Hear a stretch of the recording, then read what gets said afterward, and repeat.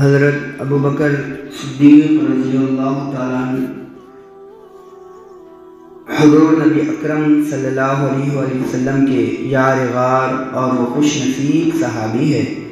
جن کے بارے میں رسول اکرم صلی اللہ علیہ وسلم نے فرمایا کہ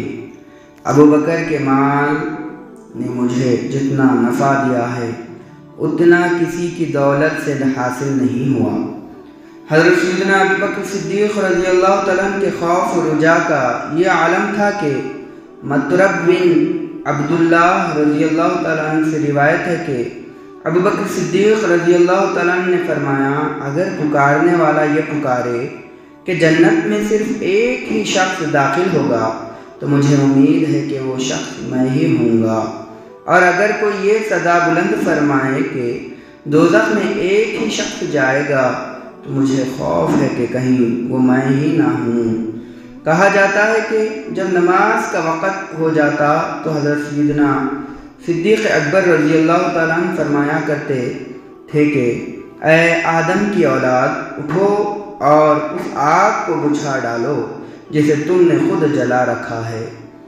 حضرت صدیق اکبر رضی اللہ تعالیٰ عنہ کا تقوی کا یہ عالم تھا کہ اگر کبھی آپ نے کوئی چیز کھائی اور بعد میں شبہ ہوا تو اسے اسی وقت قے کر کے اگل دیتے اور فرماتے، خدا کی قسم اگر اس مشتبہ کھائی ہوئی چیز کے ساتھ میری روح بھی نکل جائے تو میں اسے خارج کرنے میں تعمیل نہ کروں گا، کیونکہ میں نے نبی اکرم صلی اللہ علیہ وآلہ وسلم کی زبان وحی ترجمان سے یہ سنا ہے کہ جس جسم کو حرام کی غذا ملی ہو وہ آگ کے بہت قریب ہوگا۔ نیز حضور آپ رضی اللہ تعالیٰ عنہ فرماتے ہیں کہ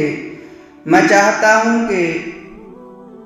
کاش میں سبزہ ہوتا اور مجھے چرند پرند کھاتے، اور خوف و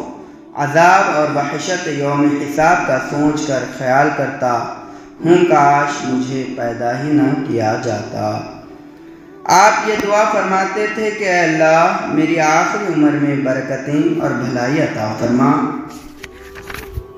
اور نیک اعمال پر میرا خاتمہ ہو، اور تیری ملاقات کا دن میری زندگی کا بہترین دن ہو۔ حضرت صدیق اکبر رضی اللہ تعالیٰ عنہ خشیت الہی کا عالم یہ تھا کہ ایک دن آپ ایک باغ میں گئے جہاں ایک درخت تھا، اس کے سائے میں ایک چڑیا دیکھ کر ایک ٹھنڈی سانس کھینچی اور فرمایا، چڑیا تو بڑی خوش نصیب ہے، درختوں کے پھل کھاتی ہے، درختوں کے سائے میں رہتی ہے اور حساب و کتاب سے بری ہے۔ حضرت صدیق اکبر رضی اللہ تعالیٰ عنہ کی خوشی و خضوع کی حالت یہ تھی کہ جب آپ نماز پڑھتے تو لکڑی کی طرح کھڑے رہتے اور دن کے